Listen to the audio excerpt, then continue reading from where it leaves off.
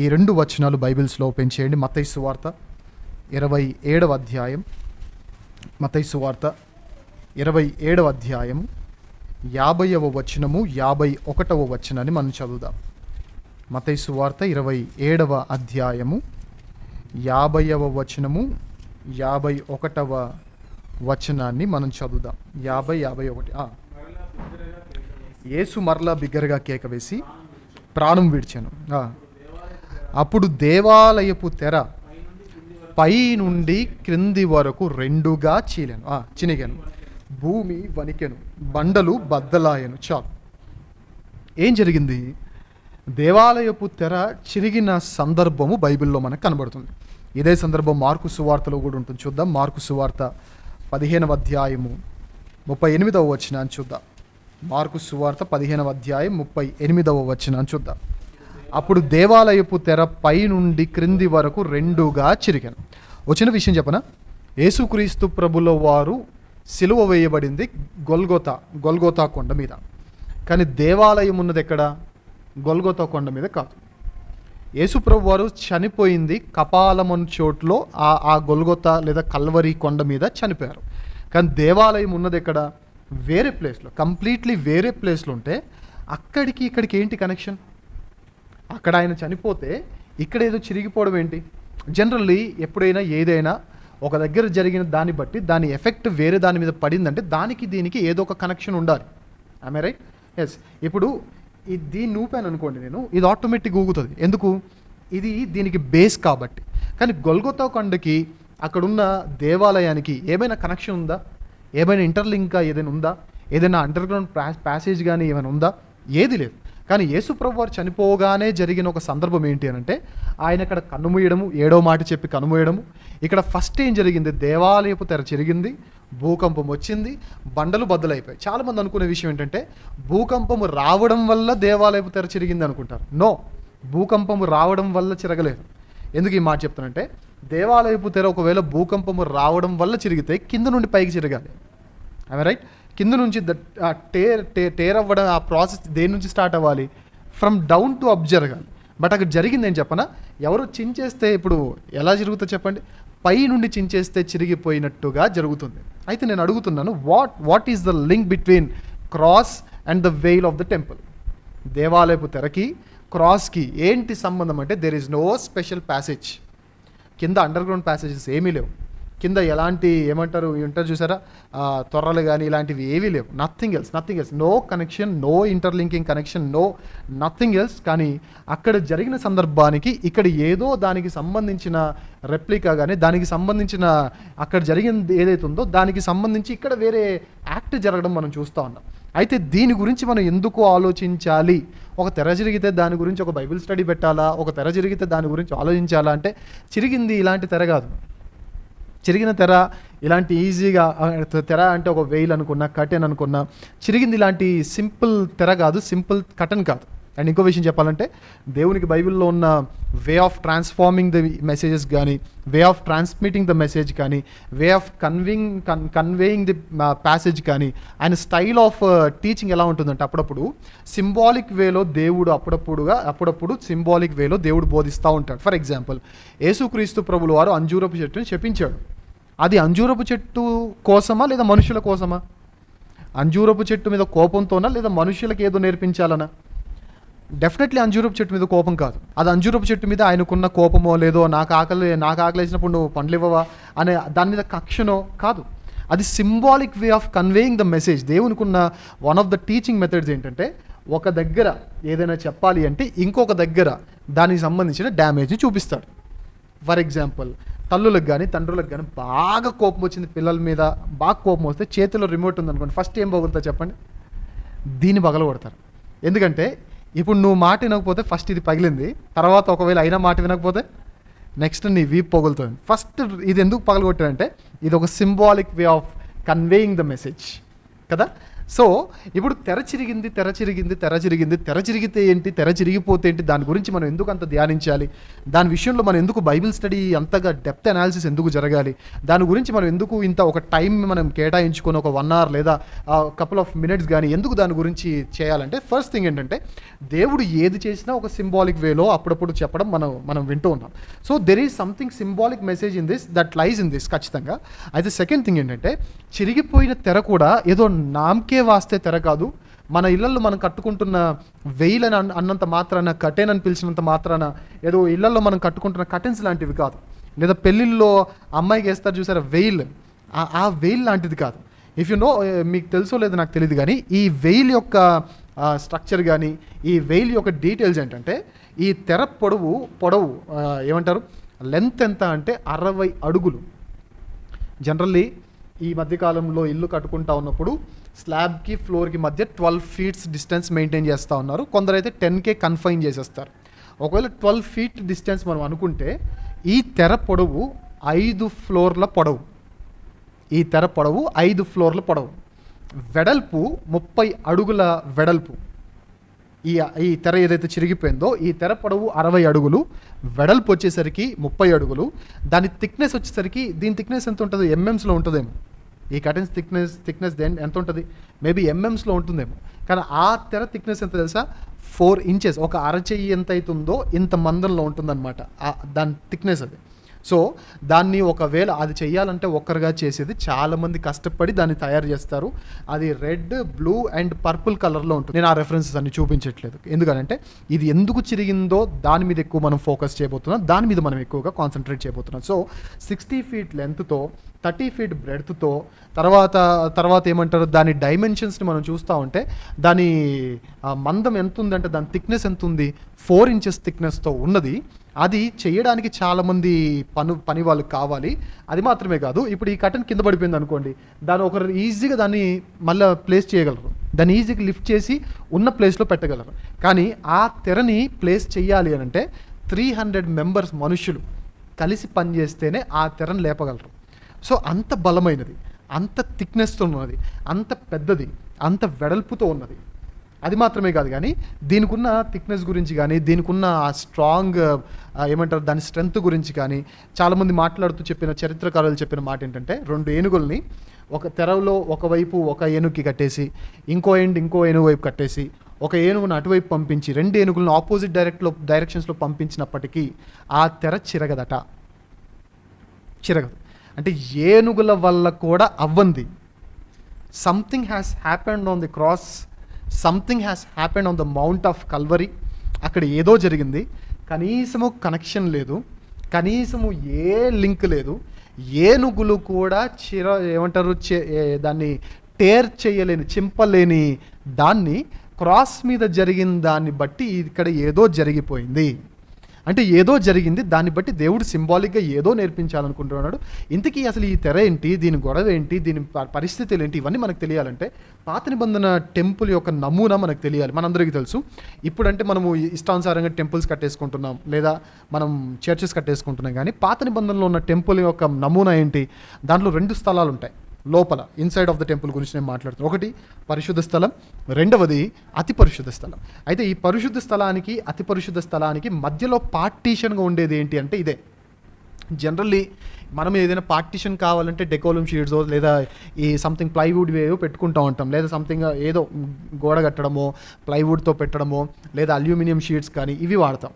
కానీ టెంపుల్లో ఉన్న హోలీ ప్లేస్కి, ద మోస్ట్ హోలీ ప్లేస్ ఏదైతే ఉందో ఆ అతి పరిశుద్ధ స్థలానికి మధ్యలో దేవుడు పెట్టిన పార్టీషన్ ఏంటి అని అంటే, ఈ చాలా బలమైనది బరువైన ఈ పొడవైన తెర ఆ పార్టీషన్గా వాడడం జరిగింది. ఇందుకు ఏం జరుగుద్ది అని అంటే, ఓన్లీ ఇయర్లీ వన్స్, యాజకులందరూ కాదు, ఓన్లీ ప్రధాన యాజకుడు మాత్రమే ఇయర్కి ఒక్కసారి మాత్రమే ఈ తెర దాటి లోపలికి అతి పరిశుద్ధ స్థలంలోనికి వెళ్ళాలి ఇష్టానుసారంగా. ఇప్పుడు చాలామంది వచ్చేసి ఫర్ ఎగ్జాంపుల్ ఇది స్టేజ్ని అతి పరిశుద్ధ స్థలం అనుకుంటే, కింద ఉన్నది పరిశుద్ధ స్థలం అనుకుంటే, మనం హ్యాపీగా వచ్చి కాల్తో తొక్కేస్తాం, హ్యాపీగా వచ్చేసి ఇక్కడ పడుకుంటారు, హ్యాపీగా వచ్చేసి తిరిగేస్తారు చూసారా.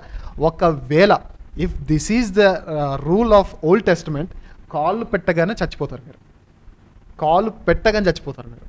అంటే ఇది ఒకవేళ అతి పరిశుద్ధ స్థలం అయితే, కింద ఉన్నది ఒకవేళ పరిశుద్ధ స్థలం అయితే, మేము యాజకులమే కదా అనే ధీమా మీలో ఉంటే మీరు వచ్చి ఇలా కాళ్ళు పెట్టగానే చచ్చిపోతారు. అండ్ ఇంకో విషయం చెప్పనా, ఇక్కడికి వచ్చి పోని ప్రధాన యాజకుడు రావచ్చు కదా, ఇయర్లీ వన్స్ రావచ్చు కదా అంటే రావచ్చు, కానీ ప్రధాన యాజకుడు ఏ తప్పు చేసినా లోపలే దేవుడు వేసేస్తాడు. అతి పరిశుద్ధ స్థలంతో ఆటలు అస్సలు పనికిరాదు. ఎందుకంటే దేవుని ప్రసన్నత ద వెరీ హై ఇంటెన్స్లో పనిచేసే ప్లేస్ ఏంటి అంటే అతి పరిశుద్ధ స్థలం. ఇంకా మీకు చెప్పాలి అంటే యాజకుడు ఏం చేస్తాడు చెప్పనా, ప్రధాన యాజకుడు లోపలికి వెళ్ళేటప్పుడు ఇన్ కేస్ తాను చేయవలసిన పనుల్లో ఏదైనా తప్పిదం జరిగి లోపల చనిపోయారు అనుకోండి, ఆయన తీసుకొని రావడానికి కూడా వేరే వాళ్ళు లోపలికి రాకూడదు. That's the rule. అప్పుడు ఏం చేసేవాళ్ళు, వీళ్ళు ఒక తాడు కట్టుకుని వెళ్ళేవాళ్ళు. ఇన్ కేస్ నేనే ప్రధాన యాజకుడిని, మీరు యాజకులు అనుకోండి, నేను వచ్చాను తెగరేషలు వేసాను, లోపల చనిపోయాను, నా మీద ప్రేమతో మీరు వచ్చారంటే మీరు కూడా జంపు. అననీయ సప్పీరాలకు ఏమైపోయిందో same thing happens there. So ఇప్పుడు నన్ను బయటికి లాగడానికి మీకు యూజ్ అయ్యేదని చెప్పనా, ఆ తాడు పట్టుకొని లాగడం అంతే తప్ప నా మీద ప్రేమతో మీరు కూడా ఎంటర్ అవ్వకూడదు. సో ఒక పరిశుద్ధ స్థలాన్ని, అతి పరిశుద్ధ స్థలాన్ని, ఈ రెండింటిని డివైడ్ చేసి పార్టీషన్ చేస్తున్న ఇది దేవుడు. దీని గురించి ఒక చిన్న మాటను నేను చూపించి ముందుకు సాగుతాను. ఒకసారి ఎక్సోడస్ ఓపెన్ చేయండి, నిర్గమాకాండం 30వ అధ్యాయం. నిర్గమాకాండం 30వ అధ్యాయం 10వ వచనం చూద్దాం. నిర్గమాకాండం 30వ అధ్యాయం 10వ వచనం. మరియు అహరోను సంవత్సరమునకు ఒక్కసారి ప్రాయశ్చిత్తార్థమైన పాప పరిహారార్థ బలి రక్తము వలన దాని కొమ్ముల నిమిత్తము ప్రాయశ్చిత్తము చేయవలెను. సంవత్సరానికి ఎన్నిసార్లట? Just once in a year. తర్వాత హెబ్రీలకు రాసిన పత్రికలో కూడా చూద్దాం. హెబ్రీలకు రాసిన పత్రిక 9వ అధ్యాయం ఒక్కసారి ఈ వచనాన్ని ఓపెన్ చేయండి. 9వ అధ్యాయం 7వ వచనం చూద్దాం. సంవత్సరమునకు ఒక్కసారి మాత్రమే ప్రధాన యాజకుడొక్కడే, ఎవరు పడితే వాళ్ళు కాదు, యాజకులు కూడా కాదు, హై ప్రీస్ట్ ఎవరైతే ఉంటారో ప్రధాన యాజకుడు ఒక్కడు మాత్రమే రక్తము చేత పట్టుకొని 2వ గుడారములోనికి ప్రవేశించును. ఆ రక్తము తన కొరకును ప్రజల అజ్ఞాన కృతముల కొరకును అతడు అర్పించును. సో ఈ అతి పరిశుద్ధ స్థలానికి పరిశుద్ధ స్థలానికి మధ్యలో ఒక అడ్డుగా ఉండి కేవలం కొందరికి మాత్రమే ఎంటర్ అవ్వడానికి అలో చేసే ఇది ఏదైతే ఉందో ఇది చిరగడానికి గల ప్రధానమైన కారణాలు 4 ఉన్నాయి. ఆ 4ంటిని చాలా కేర్ఫుల్గా ఈరోజు మనం చూద్దాం. ఎందుకంటే చిరిగింది నార్మల్ తెర కాదు, అది ఏనుగులు కూడా చింపలేనంత చాలా బలమైనది. చిరిగిపోయింది చిన్న తెర కాదు, అది 60 అడుగుల ఎత్తులో ఉండే ఒక చాలా చాలా పెద్ద తెర. చిరిగిపోయింది చాలా ఏమంటారు, చేతులతో పట్టుకొని మోయగలిగేది కాదు, కనీసం 300 మంది మనుషుల బలము ఉపయోగపడితే తప్ప దాన్ని కనీసం మూవ్ చేయలేనంత బలమైన తెర. సో ఇది ఎందుకు చిరిగిపోయింది, దీన్ని బట్టి దేవుడు ఏం నేర్పించాలనుకుంటున్నాడంటే ద ఫస్ట్ థింగ్, ఈరోజు 4 విషయాలు మనం వినబోతున్నాం. అందులో ఫస్ట్ థింగ్ ఏంటంటే according to the new testament language, ఎప్పుడైతే క్రాస్లో యేసుప్రభు వారు చనిపోయారో, శిలువపై యేసుప్రభు వారు చనిపోయారో, దాన్ని బట్టి దేవుడు చెబుతున్న ఫస్ట్ థింగ్ ఏంటంటే there is no any such important places in this whole world. నీకు ఆశీర్వాదం కావాలి అన్నా, నీకు మేలు జరగాలి అన్నా, మీకు ఏదైనా జరగాలి అన్నా ఇక నుండి పాత నిబంధనలో there are some important places, స్పిరిచువాలిటీకి రిలేట్ అయిన ప్లేసెస్ కొన్ని ఉన్నాయి. అందులో టెంపుల్, దేవుని ప్రసన్నత టెంపుల్లో ఉంటుంది, దేవుని ప్రసన్నత ఇక్కడ ఉంటుంది. పరిశుద్ధ స్థలము కంటే అతి పరిశుద్ధ స్థలంలో ఇంకా he is very powerful there. So ఈ ఇంపార్టెన్స్ టెంపుల్కి దేవుడు ఇచ్చాడు, ఏది పాత నిబంధనలో. But when it comes to the reign of New Testament, ఈ నూతన నిబంధన భాషలోనికి కానీ నూతన నిబంధన ఈ రూల్లోనికి కానీ ఎప్పుడైతే వచ్చామో గుర్తుపెట్టుకోండి సాంగమా, మీ లైఫ్లో ఏదైనా జరగాలి, మంచి జరగాలి అంటే ఈ ప్లేస్కి వెళ్ళాలి, ఆ ప్లేస్కి వెళ్ళాలి, అక్కడికి వెళ్ళాలి, ఇక్కడికి వెళ్ళాలని రూల్ లేదు. దీన్ని చెంపడం బట్టి దేవుడు నేర్పిస్తున్న ఫస్ట్ థింగ్ ఏంటంటే there is no such special place in this whole world. ఎందుకంటే చాలామంది క్రిస్టియన్స్ ఎలా ఉంటారు చెప్పనా, మంచి ఆత్మ రావాలి అనుకుంటారు, ఏది బ్యాప్టిజం పొంది నా జీవితం మారిపోవాలంటే యోర్దాను నదిలో బ్యాప్టిజం పొందితే మంచి జరుగుద్ది అనుకుంటారు. యోర్దాను నదిలో బ్యాప్టిజం పొందడం తప్పేం కాదు. ఆ ప్రాంతం వాళ్ళు ఇంకెక్కడ పొందుతారో అక్కడ పొందుతారు, ఎందుకంటే వాళ్ళకి వాటర్ సోర్స్ అక్కడ ఉంది కాబట్టి. కానీ యోర్దాను వాటర్లో ఏదో స్పెషాలిటీ ఉంది, లేదా యోర్దాను వాటర్ దగ్గర మిగిలిపోతున్న అక్కడ ఇసుక ఏదైతే ఉందో అది స్పెషాలిటీ ఉంది. ఇలాంటి కొన్ని యాడ్స్ ఉన్నాయండి క్రిస్టియానిటీలో, మీరు చూసారు లేదు, ఏదో ఛానల్లో క్రిస్టియన్ ఛానల్స్లో ఏదో ఛానల్లో మొత్తానికి అయితే ఒక పెద్ద ఛానల్లో వచ్చిన యాడ్ ఏంటి చెప్పనా, యోర్దాను వాటర్ని మనకు అమ్ముతారంట. ఎందుకు? దట్స్ ద ట్రూ బ్లెస్సింగ్ అంట. ఎవరు చెప్పారు బైబిల్ ప్రకారంగా? అక్కడున్న ఇసుకను తీసుకొని వచ్చి అమ్ముతారండి, ఇజ్రాయేలు దేశపు మట్టి. అది మన దగ్గర వేసుకుంటే ఆశీర్వాదం వస్తుందంట. ఇలాంటివి బైబిల్లో లేదు. పాత నిబంధన ప్రకారంగా కొన్ని ప్లేసెస్కి స్పెషాలిటీ ఉన్నదనేది ఎంత వాస్తవమో, న్యూ టెస్టమెంట్ రూల్ ప్రకారంగా ఏ ప్లేస్కి కూడా స్పెషాలిటీ లేదు. Each and every place is normal and each and every place is special as always. ప్రతిదీ కూడా అంతే, ప్రతిదీ కూడా సేమే, ప్రతిదీ కూడా. ఇప్పుడు అక్కడ ఎంత స్పెషల్ ఉందో ఇక్కడ అంతే స్పెషల్ ఉంది, ఇక్కడ ఎంత స్పెషల్ ఉందో అక్కడ అంతే స్పెషాలిటీ ఉంది. అంతే తప్ప ఒక్కొక్క ప్లేస్కి ఒక్కొక్క స్పెషాలిటీ అనేది లేదు. ఇది క్రిస్టియానిటీ గమనించాలి. అండ్ సెకండ్ థింగ్ ఏంటి అంటే, కొందరు క్రిస్టియన్స్ అనుకుంటారు మన జీవితంలో మంచి జరగాలంటే ఈ చర్చ్కి వెళ్ళాలేమో అంటారు కదా. మన జీవితంలో మంచి జరగాలంటే ఇక్కడ బ్యాప్టిజం పొందాలేమో, ఈయన చేతిలో బ్యాప్టిజం పొందాలేమో, ఈ దైవజనుని చేతుల మీదుగా బ్యాప్టిజం పొందాలేమో.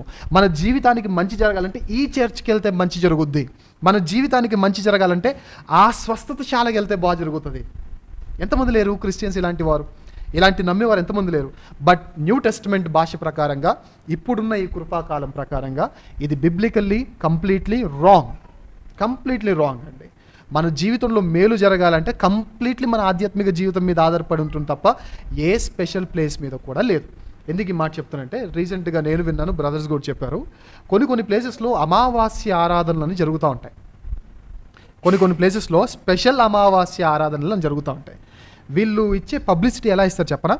మీకు ఎక్కడ ఏమి జరగకపోయినా ఈ అమావాస్య ఆరాధనకి మీరు వచ్చినచో మీ జీవితంలో మేలు చూచెదరు, మీ జీవితంలో అద్భుతములు చూచెదరు, మీకు ఎవరు చెప్పాను అని అంటాడు దేవుడు.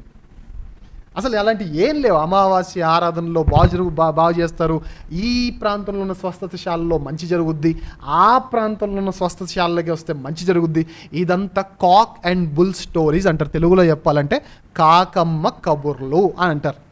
బైబిల్లో లేని కబుర్లు ఇవన్నీ, సీరియస్లీ బైబిల్లో లేని కబుర్లు.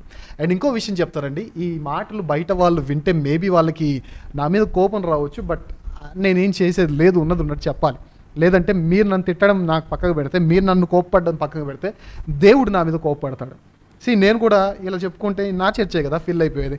ఇక్కడికి వస్తే మంచి జరుగుద్ది అని చెప్పి చెల్లెల్లో ఇద్దరిని, అమ్మ నా మీద ప్రేమతో కొంచెం మీరు చెప్పండి తల్లి, అన్న మీరు కూడా రండి చెప్పండి అన్నప్పుడు మీకు కూడా మైక్ ఇచ్చి, అవును సన్నన్న ద్వారానే నా జీవితం బాగుపడింది, సన్నన్న చర్చ్కి వచ్చిన తర్వాతనే నాకు జాబ్ వచ్చింది, సన్నన్న చర్చ్కి వచ్చిన తర్వాత మా కుటుంబంలో శాంతి సమాధానాలు మిగిలిపోయాయి అని మిమ్మల్ని అడ్వర్టైజ్మెంట్కి నేను కూడా ఒక బ్రాండ్ అంబాసిడర్గా పెట్టుకుంటే ఎవరి చర్చ్ ఫిల్ అవుద్ది చెప్పండి? మన చర్చే కదా ఫిల్ అవ్వేది. కానీ అలా రాంగ్ అడ్వర్టైజ్మెంట్లు ఇచ్చి చర్చిలు ఫిల్ చేసుకోవచ్చేమో కానీ ఆత్మను ఫిల్ చేసుకోగలమా? పరలోకానికి మనం వెళ్ళగలమా? నేను ఉన్నట్టుగా చెప్తున్నాను. There is no any speciality. Such speciality అనేవి ఏది కూడా ఏ ప్లేస్కి కూడా దేవుడు న్యూ టెస్టిమెంట్లో ఇవ్వలేదు. ఉన్న దానికే ఇంకా ఎవరైనా వెళ్ళొచ్చు అని చెప్పేసి తెరను దేవుడు ఏం చేశాడు? చించేశాడు. అండ్ ఇంకో మాట చెప్పన, సాహసించి ఒక మాట చెప్తున్నాను, జాగ్రత్తగా వినండి. ఈ స్కూల్కి వెళ్తే చదువు వస్తుంది అని మీరు చెప్తే ఓకే, ఐ యాక్సెప్ట్. ఈ ఆఫీస్లో జాబ్ వస్తే శాలరీ బాగా వస్తుంది అని మీరు చెబితే ఒప్పుకుంటా. లేదా ఈ హాస్పిటల్కి వెళ్తే మంచిగా రోగమంతా తగ్గిపోద్ది అని మీరంటే ఒప్పుకుంటాను. కానీ ఈ చర్చికి వెళ్తేనే దేవుడు బాగు చేస్తాడంటే మాత్రం బైబిల్ ఒప్పుకోదు. నేను ఒప్పుకున్నా సరే బైబిల్ ఒప్పుకోదు. ఆ ప్లేస్కి వెళ్తేనే దేవుడు స్వస్థత చేస్తాడంటే మాత్రం దేవుడు ఒప్పుకోడు. ఏమంటారు, ఫుల్ మూన్ ఉన్నప్పుడు ఏమంటారు తెలుగులో దాన్ని? Full moon day. పౌర్ణమి రోజు ఆరాధనలో జరిగిన మేలులు ఏది మూన్ లేని ఆరాధనలో ఏది అమావాస్య రోజు జరుగుతుంది అని అంటే మాత్రం దేవుడు న్యూ టెస్టిమెంట్ ప్రకారంగా దేవుడు ఒప్పుకోడు.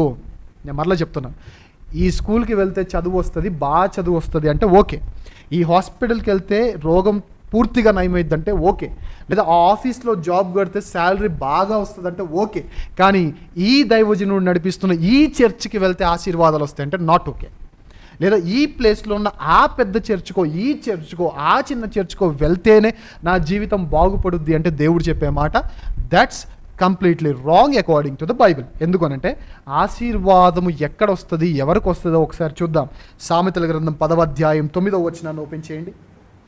సామెతల గ్రంథం 10వ అధ్యాయం 9వ వచనాన్ని మనం చూద్దాం. 9వ వచనం చదివి ఓపెన్ చేసిన వారు చదవలసింది కోరుతున్నాను.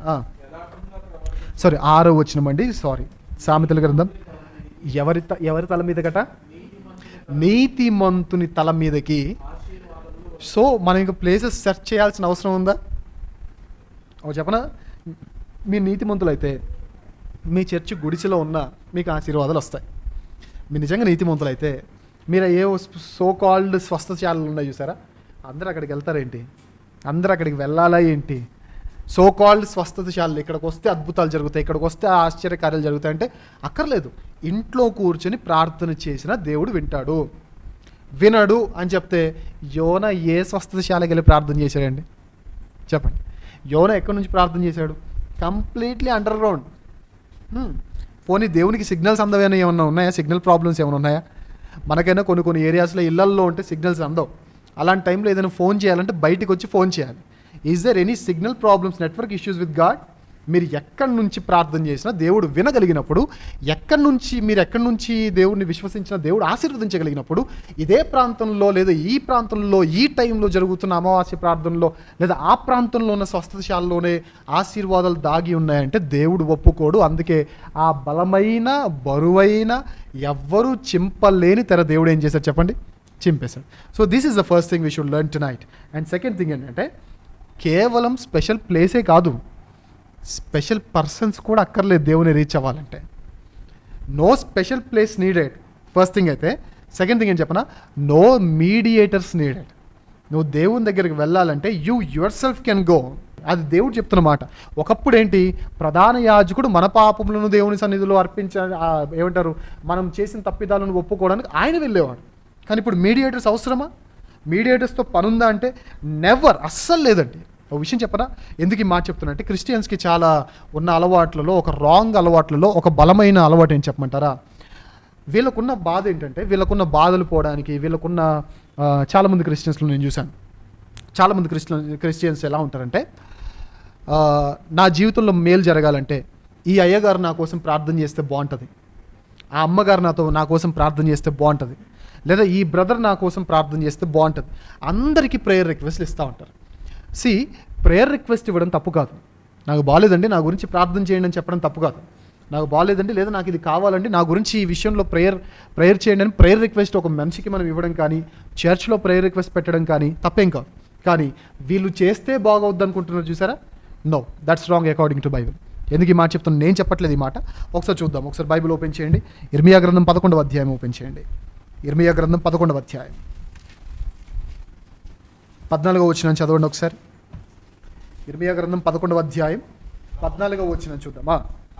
కావున నీవు ఈ ప్రజల నిమిత్తము ప్రార్థన చేయకుము, వారి నిమిత్తము మొరపెట్టకుము, ప్రార్థన కూడా చేయకుము. వారు తమ కీడును బట్టి నాకు మొరపెట్టినప్పుడు నేను వినను. ఎవరితో అంటున్న మాట దేవుడు? సాక్షాత్తు ఇర్మియా గారితో అంటున్న మాట ఏంటి చెప్పనా? వాళ్ళ గురించి ప్రార్థన చేయగలన్నాడు. నేను అడుగుతున్నాను, ఇర్మియా గారి కంటే బలమైన సేవకులు ఉన్నారా ప్రజెంట్ జనరేషన్లో? బైబిల్లో ఉన్న సేవకులతో ఎవరితో పోల్చుకునేంత సీన్ మనకు లేదండి. వాళ్ళ సేవ వేరు, వాళ్ళ రేంజ్ వేరు, వాళ్ళ క్వాలిటీ ఆఫ్ మినిస్ట్రీ వేరు, మనది వేరు. మనది అసలు సేవయే కాదు. నన్ను అడిగితే పౌలు గారు ఇవాంజలిస్ట్ అని పేరు పెట్టుకున్నారంటే ఒక అర్థం ఉంది. Evangelist, he is a true evangelist. కానీ మనలో కూడా కొందరు ఇవాంజలిస్ట్ అని పేరు పెట్టుకుంటారు. నేను అడుగుతున్నా, ఇవాంజలిస్ట్ అని పేరు పెట్టుకోవడం అంటే ఏంటి? దాని అర్థం ఏంటి? మీటింగ్స్కి పిలిస్తే మీటింగ్స్కి వెళ్ళి వాక్యం చెప్పేవాడా ఇవాంజలిస్ట్ అంటే? పౌలు గారిని ఎంతమంది మీటింగ్ పెట్టించారు? పౌలు గారితో మీటింగ్ పెట్టించిన దానికంటే ఈయన పెట్టిన మీటింగ్లు ఎక్కువ. That's the sign of a true evangelist. ఒకవేళ మీ అంతటా మీరు కదిలి వేరే ప్రాంతానికి వెళ్ళి సువార్త ప్రకటించకుండా నన్ను ఎవరైనా పిలిస్తేనే వెళ్తాను, అంతవరకు ఇంట్లో మౌనంగా కూర్చుంటాను అని అనుకుంటే, ఒకవేళ if you can not move on your self, మీరు మీ అంతటా మీరు బయటికి కదిలి వాక్యాన్ని చెప్పడానికి వెళ్లకుండా ఎవరో పిలిస్తేనే వెళ్ళి చెప్పేసి వస్తా, అలా చెప్పేసి వచ్చిన తర్వాత ఇవాంజలిస్ట్ అని ట్యాగ్ పెట్టుకుంటా అంటే దేవుడు యాక్సెప్ట్ చేయడం. నేను చాలామందిని చూశాను, ఒక్కసారి వేరే దేశానికి వెళ్ళి వాక్యం చెప్పడానికి వెళ్తారు, వచ్చేస్తారు, వచ్చేసిన తర్వాత నుంచి వాళ్ళ ట్యాగ్ మారిపోద్ది. ఏం చెప్పనా, బ్రదర్ సన్నిరాజ్ ఇంటర్నేషనల్ స్పీకర్ అని పెట్టేస్తారు. అక్కడికి వెళ్ళి చేసింది ఏముండదండి, సీరియస్గా చెప్తున్నాను. దుబాయ్కి వెళ్ళి హిందీలో ఏం చెప్పాం మేము, మేరే ప్రియ బాయ్ ప్యారీ బాయ్ బహనో ఆర్ బాయ్యో ఏం చెప్పాం. ఇక్కడ ఏదైతే చెప్పామో సేమ్ థింగ్ అక్కడ తెలుగులో చెప్తాం. అలానే మంచి యాక్సెంట్లో, మంచి ఇంగ్లీష్ యాక్సెంట్లో, అమెరికన్ యాక్సెంట్లో, బ్రిటిష్ యాక్సెంట్లో, hey my dear brothers and sisters, God is truly loving you, come on repent come to God అని ఏం చెప్పాం. యాజ్ ఇట్ ఈజ్ ఇక్కడ ఏదైతే యాస, ఏదైతే భాష యాజ్ ఇట్ ఈస్ అక్కడికి వెళ్ళి చెప్పారు. ఎందుకంటే వాళ్ళు తెలుగు వాళ్ళు కాబట్టి, వాళ్ళు అక్కడ ఉన్నారు కాబట్టి.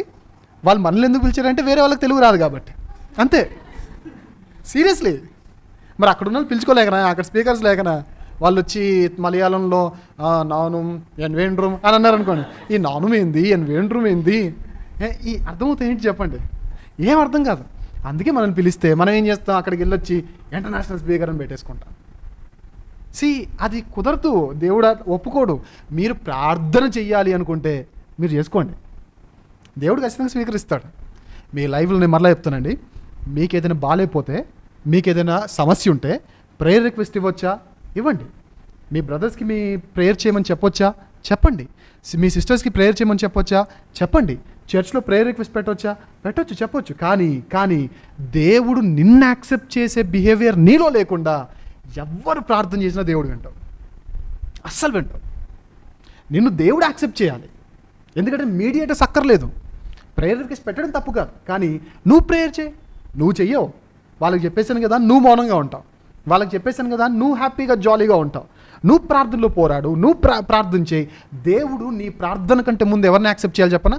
నిన్ను యాక్సెప్ట్ చేయాలి. If you are not accepted by God, your prayer will never be accepted by God. నువ్వు యాక్సెప్ట్ చేయబడకుండా నీ ప్రార్థన ఎప్పటికీ యాక్సెప్ట్ చేయబడదు. ఎందుకంటే ఆయన పాపుల మనవి ఆలకించడు.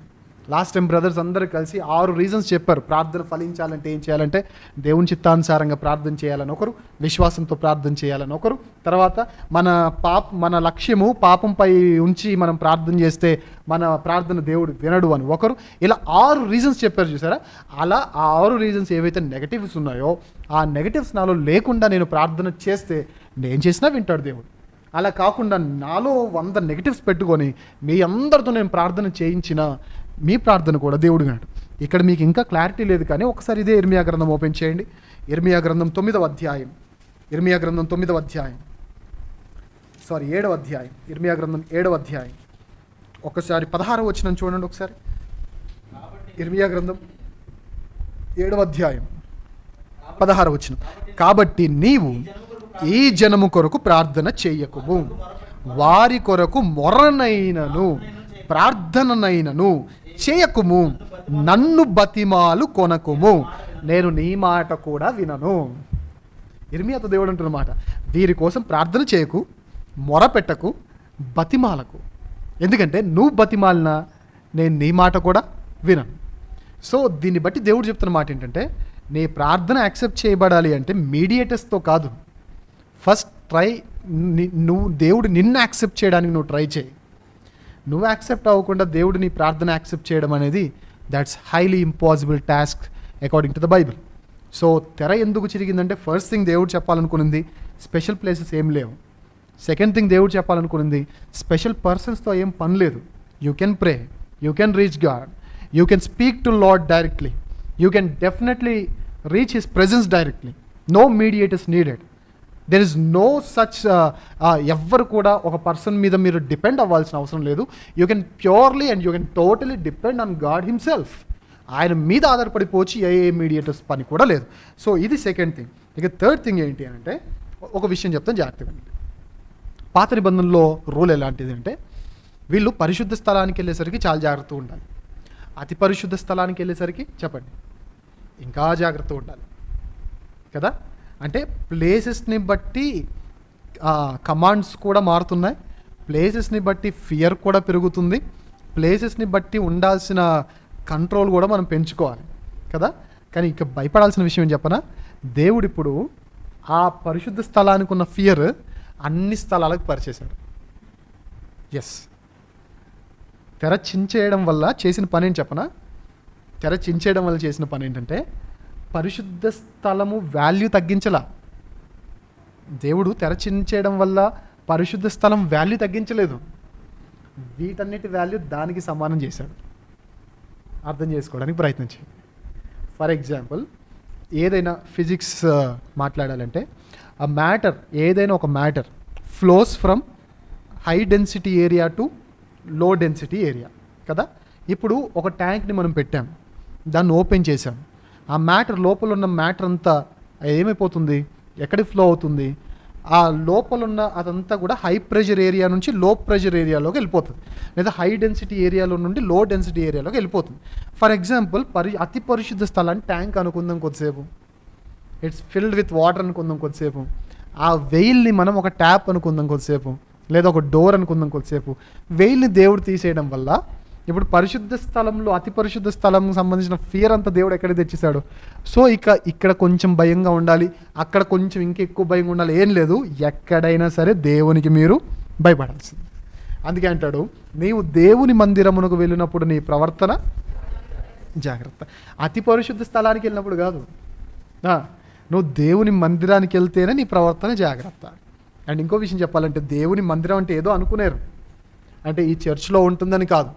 ఎక్కడ 2-3 కూడుకొని నా నామంలో ఏకీభవిస్తారో అక్కడ దేవుడు ఉంటాడు. So you need not fear about the most high places.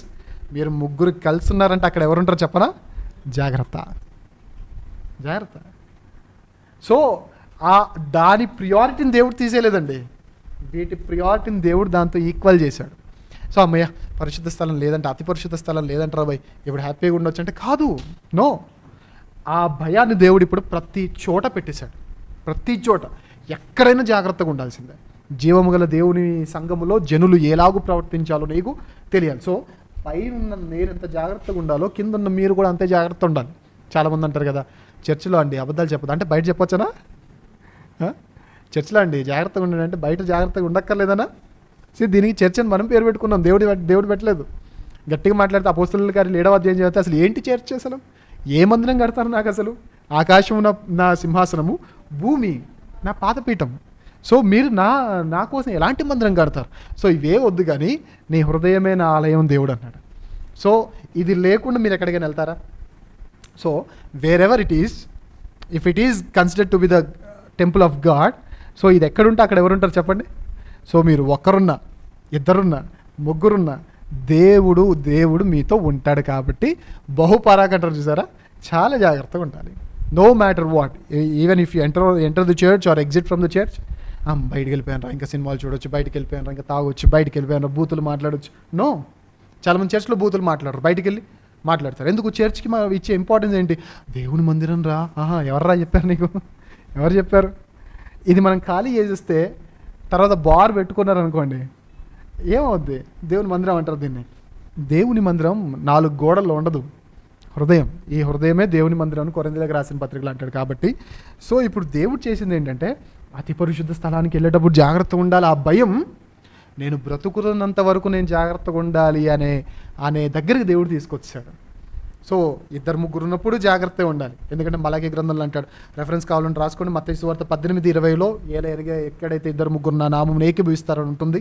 Malachi గ్రంథం 4వ అధ్యాయంలో దేవుడు చెప్పిన మాట, ఎక్కడైతే యెహోవా యందు భయభక్తులు కలిగిన వారు మాట్లాడుకుంటుంటారో అక్కడ ఆయన ఏం చేస్తాడంటే చెవియొగ్గి, what are they speaking, what are they trying to speak అని ఆలోచిస్తాడంట. విన్నప్పుడు మీరందరూ ఏంటి బూతులు మాట్లాడుకొని, పోకిరి మాటలు మాట్లాడుకుని అనుకోండి, ఖచ్చితంగా మనం ఉన్నది ఎవరి పాదపీఠం దగ్గర? ఆ భూమి అంటే ఏంటంట? దేవుని పాదపీఠం, అంటే ఫుట్ స్టూల్. కాళ్ళు పెట్టే దగ్గర, మనం కాళ్ళ దగ్గర ఏదైనా చీమ కానీ ఏదైనా వచ్చిందనుకోండి, వచ్చి కరుస్తుంది అనుకోండి, ఏం చేస్తాం? తొక్కేస్తాం. దేవుని దగ్గరకు వచ్చి దేవుని కాళ్ళతో ఆటలాడకూడదు, దేవుని పాదపీఠం దగ్గర ఉన్న. So never play with God. ఆయన కాళ్ళు లేపు ఒకసారి అలా వేసాడు అనుకోండి, అప్పడం అయిపోతాం, సీరియస్లీ అప్పడం అయిపోతాం. కాబట్టి జాగ్రత్త. ఆ తెర చించేయడం వల్ల దాని ప్లేస్ వాల్యూ దేవుడు తగ్గించలేదు, ఆ వాల్యూని ప్రపంచానికి పరిచేశాడు దేవుడు, ప్రపంచానికి పరిచయం చేశాడు దేవుడు. సో ప్రతిదీ కూడా మోస్ట్ హోలీ ప్లేసే. సో ప్రతి దగ్గర కూడా మీరు మోస్ట్ జాగ్రత్తగా, మోస్ట్ కాషియస్గా ఖచ్చితంగా ఉండాలి. ఇక చివరిగా ఈ మాటని చెప్పి నేను ముగిస్తాను. నేను ఇంతకుముందు చెప్తూ ఈ తెర గురించి చెప్తూ మాట చెప్పాను, ఏంటంటే ఏనుగులు సైతం లాగినా కానీ చిరగనంత గట్టి తెర. దాన్ని మోయాలి, దాన్ని లిఫ్ట్ చేయాలంటే ఎంతమంది ఉండాలి? 300 మంది. ఒకవేళ ఇది నేను ఎగ్జాంపుల్గా వాడుతున్నాను, మెటాఫోరిక్ లాంగ్వేజ్లో నేను వాడుతున్నాను, చివరిగా నేను చెప్పాలనుకుంటుంది చెప్తున్నాను. ఒకవేళ మీలో ఎవరైనా నన్ను ఎవడు ఏం చేయలేడరా అనుకున్నారనుకోండి, ఏనుగు వచ్చిన ఎంట్రకు కూడా పీకలేరు. చాలామంది డైలాగులు వాడతారు చూసారా, ఏనుగు తెస్తావా, నన్ను ఒక్కని లేపాలంటే 300 మంది రావాలి అన్నారు అనుకోండి, ఒకవేళ మీకు నిజంగా అలాంటి వాళ్ళు ఉంటారు, చాలామంది ఉంటారు చూసారా, నన్ను ఎవ్వరు ఏం చేయలేరు అనే ధీమాలో ఉంటారు. ఒకవేళ నీలో ఆ ధీమా ఒకవేళ ఉంటే, రహస్యమైన జీవితంలో పాపం చేసి నన్ను ఎవ్వడు పట్టుకోలేడు, లేదా చేయకూడని పనులన్నీ చేసి అందరి దగ్గరికి వచ్చి నేనేం చేశాను దమ్ముంటే నిరూపించు అన్నారు అనుకోండి, మనం ఎవ్వరూ ఏం చేయక్కర్లా, ఏ మనిషి టచ్ చేయలేకపోవచ్చేమో, కానీ దేవుడు నిన్ను ఈజీగా అలా కాయిన్ ఏమంటారు క్యారమ్ బోర్డ్ కాయిన్ స్ట్రైగర్ ఆ హోల్లో వేసేస్తారు చూసారా, అలా పడేస్తాడు దేవుడు మన జీవితాన్ని. మేబీ ఒకవేళ ఆ తెర మన జీవితం అయితే, maybe if you are thinking not even 2 elephants can destroy my life అని మీరు అనుకుంటా ఉంటే, అసలు ఏ కనెక్షన్ అక్కర్లేదురా బాబు, ఎలిఫెంట్ అక్కర్లేదు, పోనీ నీ దగ్గర కూడా ఆయన సిలువ వేయబడక్కర్లేదు, ఆయన ఎక్కడో గొల్గొతా కొండ మీద ఉన్నాడు, నువ్వెక్కడో మోరియా పర్వతం మీద ఉన్నావు. అబ్రహాం బలిచ్చిన దగ్గర కదా టెంపుల్ మనకి కన్స్ట్రక్ట్ అయింది. అబ్రహాం బలిచ్చింది ఎక్కడ, ఇస్సాకుని తీసుకెళ్ళింది ఎక్కడ, మోరియా పర్వతం మీదకి. యేసు ప్రభువారు సిలువ వేయబడింది ఎక్కడ, గొల్గొతా పర్వతం మీద, గొల్గొతా కొండ మీద. సో ఆయనకి ఇక్కడ ఉన్న ఈ రెండింటికి ఏమన్నా ఉందా అంటే కనెక్షన్ ఏమీ లేదు. అయినప్పటికీ తెర చిరిగిందా లేదా, దేవునితో పెట్టుకుంటే అంతే. నాకేంటిలే అని నువ్వు అనుకుంటే ఖచ్చితంగా కొమ్ములు కత్తిరించడానికి దేవుడు ఏదో ఒక రోజు వస్తాడు. టైం పట్టొచ్చు అంతే, ఏదో రోజు వస్తాడు. గొలియాత్ ఎన్ని డేస్ అంటే దేవుణ్ణి అపహసించింది, ఎన్ని days? 40 days. Who is the hero? Goliath. 40 days wait చేశాడు దేవుడు, కామ్గా ఉన్నాడు. సర్లే ఈరోజు కాకపోతే రేపు మారుతాడేమో అనుకున్నాడో నాకు తెలియదు, కానీ 41st day ఎవరిని పంపించాడు తెలుసా? ఎవరిని? దావీదు వచ్చినప్పుడు మీరు సీన్ ఆలోచించండి. కొంతమంది బైబిల్ పండితులు చెప్పిన మాట ఏంటంటే, దావీదు గొలియాతును చంపడానికి వెళ్ళినప్పుడు దావీదు ఏజ్ ఇన్ బిట్వీన్ 8 to 12 అంటండి. 8 to 12. గొలియాత్ ఎంత పెద్దోడు, చాలా పెద్దోడు. అలాంటి పెద్దోడు నా గురించి కళ్ళు నెత్తికెక్కినోడు కింద చూడ్డు. గమనించండి, చూడండి, పైన చూసుకుంటూ వెళ్తూ మోకాలు చిప్పలు పగలగొట్టుకున్న వాళ్ళు చాలామంది ఉంటారు మన చుట్టూ ఉండేవాళ్ళు. కాళ్ళను తన్నుకుంటూ వెళ్ళిపోయి గోర్లు లేపేసుకొని రక్తాలు చిందించిన వాళ్ళు చాలామంది ఉంటారు. కింద చూడండి రా అంటారు. అప్పుడు అలాంటి వాళ్ళు తన్నుకుంటూ వెళ్ళిపోయినప్పుడు జనరల్గా చెప్పే మాట ఏంటి, కింద చూడండి రా, కళ్ళు ఆకాశంలో కాదు ఉండాల్సింది, నేల మీద కూడా. సో ఈ నెత్తికెక్కిన తరానికి సంబంధించిన మొదటి వీరుడు ఎవరు అంటే గొలియాతు. చూస్తున్నాడు ఎవ్వరు రావట్లేదా అంటే వచ్చాడు అన్నారు. ఎక్కడ అంటుంటే దావీదు, హలో బ్రదర్, ఓపార్నాయ్ నీచైతే అన్నాడు. అప్పుడు చూసి ఏమన్నాడు, కుక్కను అనుకున్నావురా, నువ్వు వచ్చావు నా దగ్గరికి అన్నాడు. నీకు నేనే ఎక్కువ అన్నాడు. సో దేవునితో పెట్టుకోవద్దు, నన్ను ఎవ్వరు ఏం చేయలేరు అనే ధీమాలో నువ్వు ఉంటే, నువ్వు అనుకోనంత చీపెస్ట్ ఫార్మాట్లో నేను చంపగలడు దేవుడు. సముద్రం అంతా ఈదాడాడు ఒక ఆయన, ఎక్కడ పిల్లకాలంలో చచ్చిపోయాడట. తెలుగులో సామెత, ఇంత బతికి ఇంటెనకాలు చచ్చాను రా అంటారు చూశారు, అది. సో మీలో ఎవరైనా మీకున్న ఆ అస్థిరత్వం మీద లేదా ఆత్మీయత లేని విషయం మీద మీకు అంత ధీమా ఒకవేళ ఉండి, పొగరు ఎక్కువ ఉండి, గర్వం ఎక్కువ ఉండి, ఈగో ఎక్కువ ఉండి ఎవడరా నన్ను టచ్ చేసేదంటే, మేబీ మనుషులు చేయలేరు, మేబీ మనుషులు నిన్ను ముట్టుకోలేరు, మేబీ మనుషులు నిన్ను ఖచ్చితంగా కనీసం టచ్ చేయడానికి కూడా భయపడతారు. కానీ దేవునికి భయాలు ఏం లేవు, వెయిట్ చేస్తాడు మారుతాడని. కానీ ఎన్ని మార్లు చెప్పినా విననొల్లని వాడు మరి తిరుగు లేకుండా ఏం చేస్తారట, హఠాత్తుగా ఏమైపోతారు, నాశనం అయిపోతారు. సో భయపడండి ఖచ్చితంగా. నీ బలాన్ని నమ్ముకోవద్దు. తన బలమును నమ్ముకున్న, ధనమును నమ్ముకున్న ఏమైపోతారు చెప్పండి, పాడైపోతారని దేవుని వాక్యం సెలవిస్తుంది. So do not trust anything in this world అండి, దేవుని మాత్రమే ట్రస్ట్ చేయండి. చివరికి ఈ మాట చూపించి నేను ముగిస్తాను. మత్తయి సువార్త 21వ అధ్యాయం. మత్తయి సువార్త 21వ అధ్యాయం.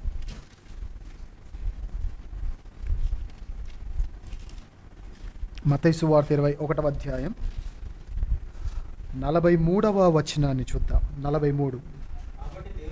కాబట్టి దేవుని రాజ్యము మీ యొద్ద నుండి తొలగింపబడి దాని ఫలమిచ్చు జనులకు ఇయ్యబడునని మీతో చెప్పుచున్నాను. మేబీ కొందరిలో ఒక గర్వం ఉంటుందండి. నన్నే అంటావు నువ్వు, నన్నే. చాలామంది ఉంటారు. బాగా జ్ఞానుల్ని మనం మార్చలేని చూడండి. ఏం తెలియనోడికి చెప్పొచ్చు, అన్నీ తెలిసినోడికి కూడా చెప్పొచ్చు. తెలుసు అనుకుంటాడు చూసారా, టచ్ చేయలేం. కొందరు ఇంత పాట పాడతారు, వాళ్ళకున్న జ్ఞానంలో మనకంటే కొంచెం బాగా పాడతారు.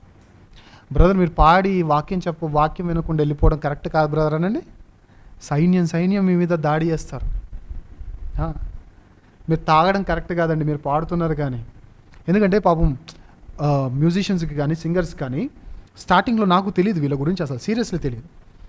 నాకు తెలిసిన మ్యూజిషియన్స్, నాకు తెలిసిన సింగర్స్ కొందరు ఉన్నారు. అప్పుడు నేను అడిగాను, నాకు ప్యూర్లీ వాళ్ళ గురించి నథింగ్ అండి, నథింగ్, నో ఐడియా. అసలు మీటింగ్స్కి వెళ్ళాక పరిచయం అయ్యారు. అలా పరిచయం అయ్యాక అన్న ఎందుకన్నా మీరు వెళ్ళిపోతారని అడిగాను నేను. నాకు క్లోజ్గా ఉన్న వాళ్ళతో నేను ఓపెన్గా అడగొచ్చు కదా, ఏదైనా ఓపెన్గా అడగొచ్చు కదా. నేను అడిగాను ఎందుకు మీరు వాకింగ్ టైంలో ఉండరంటే, అప్పుడు వాళ్ళు చెప్పిన మాట ఏంటంటే, అప్పుడు నాకు అనిపించింది అరే పాపంలే అనిపించింది. అప్పుడు వాళ్ళ మీద నేను నిజంగా నా ఒపీనియన్ మార్చుకున్నాను.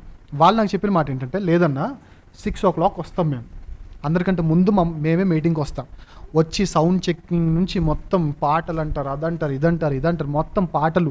కొందరు స్పీకర్స్ అయితే వాక్యం మధ్యలో కూడా మీరు కరెక్ట్ బీజిఎం ఖచ్చితంగా ఇవ్వాలి, జిషన్ సౌండ్లు అవన్నీ రావాలి, ఇలా అంటారన్న. సో తినడానికి కూడా మాకు టైం ఉండదు. మళ్ళీ మీరు వాక్యం చెప్పేసి మీరు వెళ్ళిపోతారు. మీరు కరెక్ట్ వాక్యం టైంకి స్టైల్గా వస్తారు, వాక్యం చెప్పేసి స్టైల్గా దిగేసి వెళ్ళిపోతారు. వాక్యం చెప్పి దిగేసి వెళ్ళిపోయిన తర్వాత మళ్ళీ ఇంకెవరో వచ్చి ఇంకో ఏదో పాట అంటారు. సో మాకు తినే టైం కూడా ఉండదు. సో తినడానికి మాకుండే ఏకైక టైం మీరు వాకింగ్ చెప్పే టైం అన్న. ఓహో అలానా. వాళ్ళన్న మాట ఏంటంటే, అన్న మేమేం బయట గాలికేం తిరగం, తినేసి వెంటనే ఒక 10-15 నిమిషాలు తినేసి మళ్ళీ అందరి ముందు వాక్యం చెప్పేటప్పుడు స్టేజ్ ఎక్కితే డిస్టర్బెన్స్ కదా ఎంతైనా. ఇప్పుడు అందరు వాక్యం చెప్తున్నప్పుడు ఒక ఆయన పైకి కిందకి దిగుతూ ఉంటే డిస్టర్బెన్స్ కాదేంటి చూస్తున్న వాళ్ళకి. సో డిస్టర్బెన్స్ అన్న, అందుకే మేము స్టేజ్ ఎక్కగానే కింద నుంచే వింటామన్నట్టు. ఓ సారీ అన్న, ఇంతవరకు మీ పట్ల నాకు కూడా ఒక చిన్న నెగిటివ్ ఇంప్రెషన్ అయితే ఉండేది, బట్ ఈ రోజుతో నేను దాన్ని తీసేసుకుంటానన్నా అని చెప్పాను. ఎందుకంటే పాపం చాలామంది అలా చేస్తారండి. కానీ కొందరు ఎలా ఉంటారంటే, నాకు ఇంకేం చెప్పొద్దు అంటారు. నాకున్న టాలెంట్స్ బట్టి నేను తాగుతాను భయ్, బరాబర్ తాగుతాను, నువ్వెవరు నాకు చెప్పడానికి అంటారు. తప్పది. ఒకవేళ మనుషులు మనల్ని ఏమనకపోవచ్చేమో, మనుషులు మనల్ని టచ్ చేయలేకపోవచ్చాము, కానీ దేవుడు ఖచ్చితంగా, అది సింగర్స్కే కాదండి, స్పీకర్స్కి కూడా. నేను ఎవరైతే ఏ స్పీకర్ అయితే నేను సీరియస్గా చెప్తున్నాను, ఆన్ వెరీ సీరియస్ నోట్ చెప్తున్నాను, ఆన్ వెరీ ఖచ్చితంగా నొక్కి చెప్తున్న మాట, బల్లగుద్ది చెప్తున్న మాట ఏంటంటే, ఏ స్పీకర్ అయితే మ్యూజిషియన్స్ని కానీ సింగర్స్ని కానీ మీరెందుకు వాక్యం చెప్పేటప్పుడు ఉండరు అని అడుగుతున్నారో, నేను అదే స్పీకర్స్ని అడుగుతున్నా, మీరెందుకు పాటలు పాడే టైంలో రారు చెప్పండి. సీరియస్లీ, వాళ్ళేమో మీ వాక్యం వినాలా, మీరేమో వాళ్ళ పాటలు వినరా, ఇదెక్కడ న్యాయం? అంటే మేము స్పీకర్స్ అండి, మేము పాటలు వినక్కర్లేదంటే వాళ్ళు అనుకోవచ్చు కదా, మేము సింగర్స్ అండి, మేము వాక్యం వినక్కర్లేదు. మరి మీ లాజిక్ వాళ్ళకి అప్లై చేసినప్పుడేమో, ఈ లాజిక్ ఏదైనా లాజికే, rule is rule for all కదా. సో తప్పు ఎవరు చేసినా తప్పే. అందుకే మా డెసిషన్, మేము తీసుకున్న డెసిషన్, మేము వాక్యంలో తీసుకుంది ఏంటంటే, ఫ్రమ్ స్టార్టింగ్ ప్రేయర్, ఒకవేళ మేము నిజంగా ముందే వెళ్ళిపోతే from starting prayer to ending prayer మేము ఉండిపోవాలి. మేము ఎప్పుడు మీటింగ్కి లేట్ వెళ్తామంటే, మేము జర్నీలో ఉంటే ఒకవేళ కరెక్ట్గా మీటింగ్కి వెళ్ళే టైంలో మెసేజ్ చెప్పే టైంకి ఒకవేళ వెళ్తే ఆ రోజు మా మీటింగ్ లేట్ అవుతుంది. లేదు ఎప్పుడు వాక్యం చెప్పేసి దిగేసి వెళ్ళిపోతామంటే, మళ్ళీ దిగి వెంటనే వేరే జర్నీకి వెళ్ళిపోవాలి. మేబీ బస్ బుక్ చేసుకొని ఉంటాం, మేబీ ట్రైన్ వచ్చే అవకాశం, లాస్ట్ ట్రైన్ ఉంటుంది. సో ఇలాంటి టైంలో వదిలేసి వెళ్ళిపోతాం అంతే తప్ప, ఇంకా మిగతా ఏ విషయాల్లో అయినా మనము చేసిన తప్పిదాలు ఎవరైనా సరే ఎప్పుడైనా సరే చెప్పినప్పుడు, నన్ను ఎవర్రా టచ్ చేయగలిగేదని నువ్వంటే, నేను టచ్ చేసే అంత సీన్ మనుషులు ఎవరు లేకపోవచ్చు, కానీ దేవుడు ఈజీగా టచ్ చేయకుండా పడగొట్టగలడు. For your kind information, Alexander ప్రపంచాన్ని జయిస్తే అలెగ్జాండర్ చిన్న దోమ జయించింది. సీరియస్లీ, అలెగ్జాండర్ ద గ్రేట్ అంటానండి. మన పేర్లు వెనక ఎందుకు ద గ్రేట్ అని లేదు? మనకు రాయడం రాకనా? ఎందుకంటే ఆయన చాలా జయించాడు, చాలా రాజ్యాలు జయించాడు, చాలా సాధించాడు. అంత సాధించిన వాడిని ఏది చంపేసింది చెప్పనా? పెద్ద పెద్ద కత్తిపోట్లు తిన్నోడు దోమ, నీడిల్, దాన్ని ఏమంటారు, నీడిల్ అంటారా, సూది అంటారా, ఏమంటారు కూడా నాకు తెలీదు, దానికి చనిపోయారు. సో ఎప్పుడు కూడా విర్రవేగద్దు. మనకున్న పవర్స్ని బట్టి కానీ, మనకున్న టాలెంట్స్ని బట్టి కానీ, మనకున్న స్టేటస్ని బట్టి కానీ, మనకున్న స్టేచర్ని బట్టి కానీ, మనకున్న కెపాసిటీని బట్టి కానీ, ఇఫ్ ఇన్ కేస్ నన్ను ఎవరు టచ్ చేయలేరు అని అనుకుంటే, ఖచ్చితంగా దేవుని రాజ్యం మీ యొద్ద నుండి తొలగించబడి దాని ఫలమునిచ్చు జనులకు దేవుడు ఇస్తాడు. సో నేను లేకపోతే సంఘం లేదనకండి, చాలా భయంకరమైన బూతు మాటతో సమానం అది.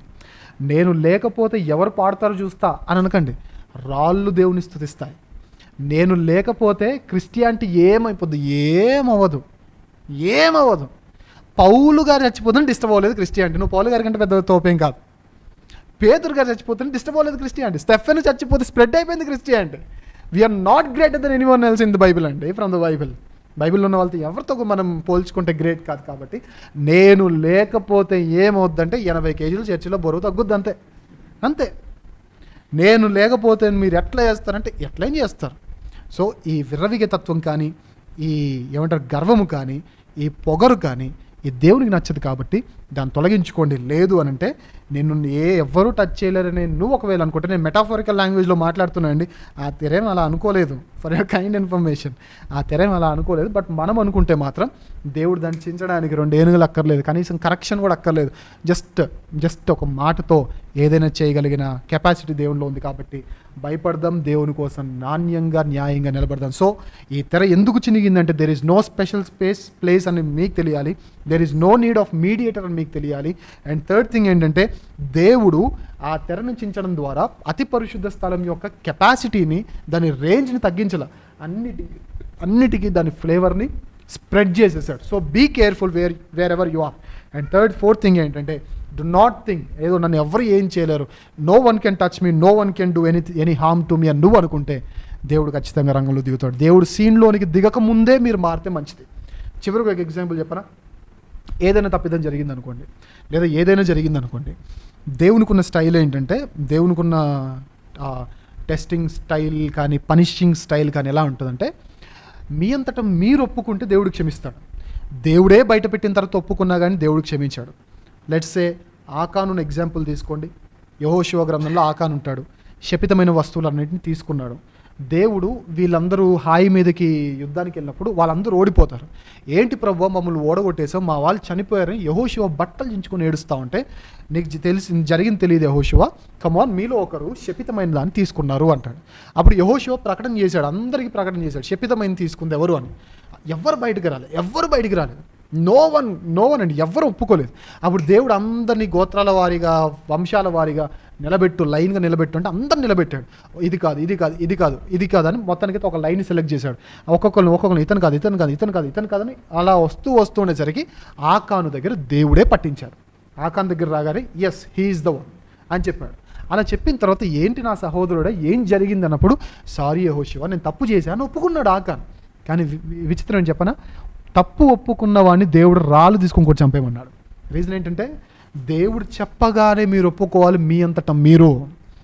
ఆయనే బయట పెడితే నో ఎక్స్క్యూజ్ ఇక. సో ఏ తప్పిదమైన మన లైఫ్లో జరిగితే మనం ఏం దేవుళ్ళం కాదండి. ఫస్ట్ థింగ్స్ ఫస్ట్, మనం దేవుళ్ళం కాదు, మనం మనుషులం.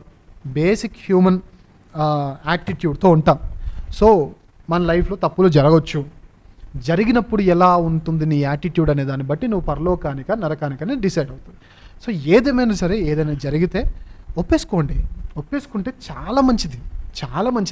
ఒప్పేసుకోకపోతే చాలా దారుణాలు జరుగుతాయి. దేవుడే బయట పెట్టేంతవరకు తెచ్చుకోకండి. అలా పెట్టిన తర్వాత మనం ఒప్పుకున్నా కానీ మన ప్రార్థన ఫలించదు. కాబట్టి జీవము గల దేవుని చేతిలో పడుట మహాభయంకరం. కాబట్టి జాగ్రత్తగా ఉందాం. దేవుని భయము నుండి పాపము చేయకుండా జాగ్రత్తగా మనందరం జీవిద్దాం. దేవుడి ఈ మాటలను ఆశీర్వదించి దీవించునుగాక. ఆమేన్. ప్రార్థన చేసుకుందాం.